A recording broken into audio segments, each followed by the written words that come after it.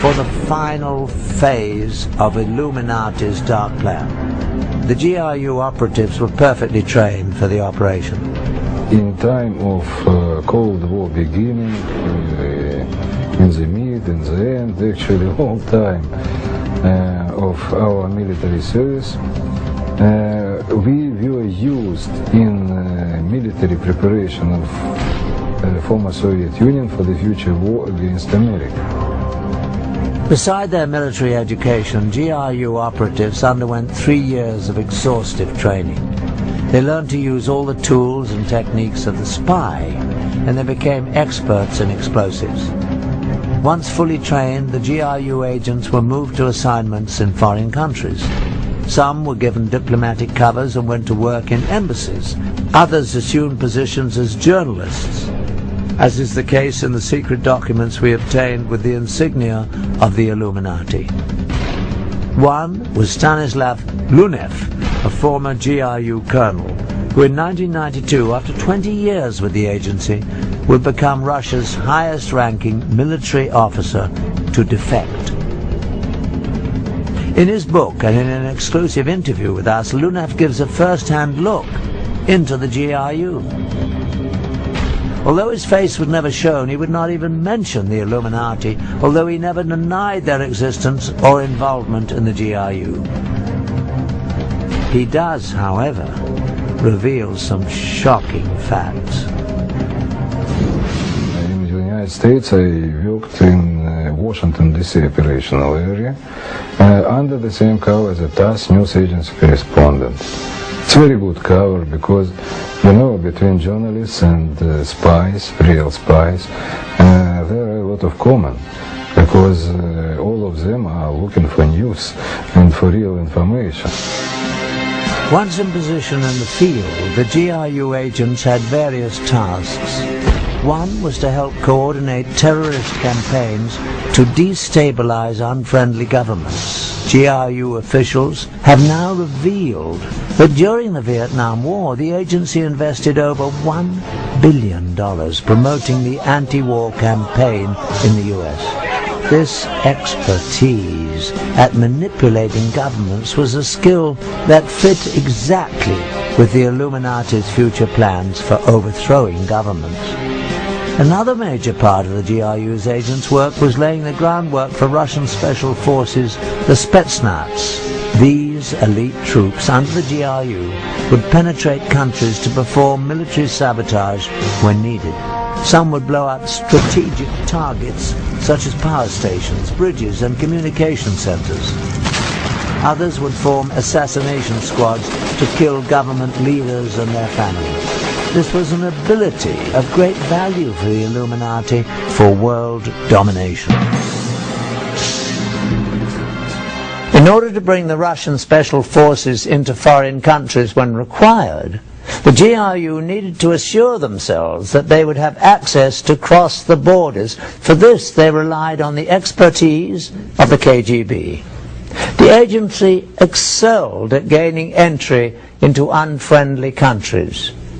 They needed to be able to consistently position their spies and smuggle out information. Again, the KGB often used sex and blackmail to accomplish its goals. In this hidden camera film, the man on the right is a KGB agent acting as a raven, a male whose job is to seduce someone to commit espionage. This raven is in the process of setting up a Mexican border guard. I'll get it replaced. Okay. More. So it's great.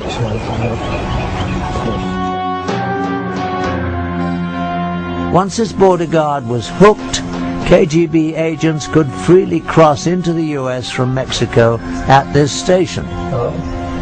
This information would then be passed on to the GRU, so they too could use the access to bring in agents and the Spetsnaz when they were called for.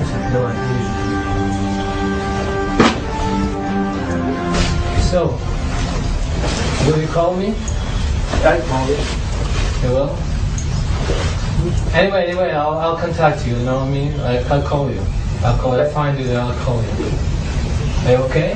Yeah, I'm good. Okay.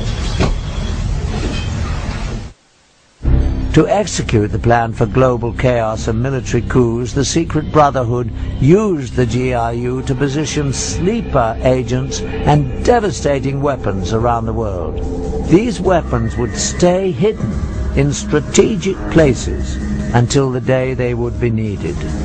At that time of the Illuminati's choosing, the agents would come out of hiding and the weapons used.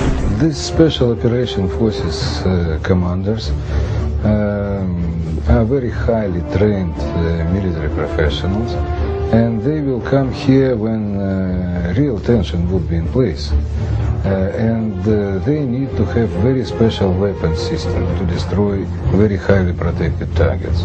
So they will have nuclear weapons, chemical, biological, other weapon system.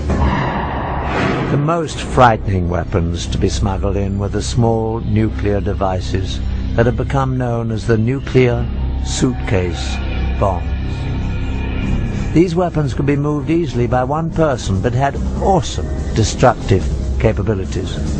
Once they were in the US and other enemy countries, the weapons were hidden in safe places and could be retrieved in time of war. It is estimated that a frightening number of these nuclear devices were positioned in the US and other countries. In all probability, these nuclear devices remain hidden in their secret locations, all ready for use today. Thanks to the newly opened files of the KGB, we've had a shocking look at how the Illuminati has over the years manipulated the world's institutions like the Vatican. And we have seen that devastating weapons have been positioned around the world. We have focused on only Russia's connection to the Illuminati. Since Adam Weishaupt founded the secret organization in 1776, its tentacles have extended into many other nations around the globe. Even the United States shows telltale signs. The most obvious is on the back of the US $1 bill. Prominently displayed are the pyramid and the eye. The Illuminati's insignia put there in 1933 by order of President Franklin D. Roosevelt.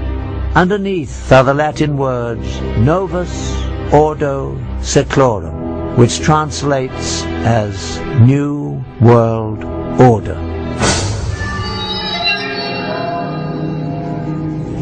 Can the unthinkable plan for Illuminati global domination be stopped?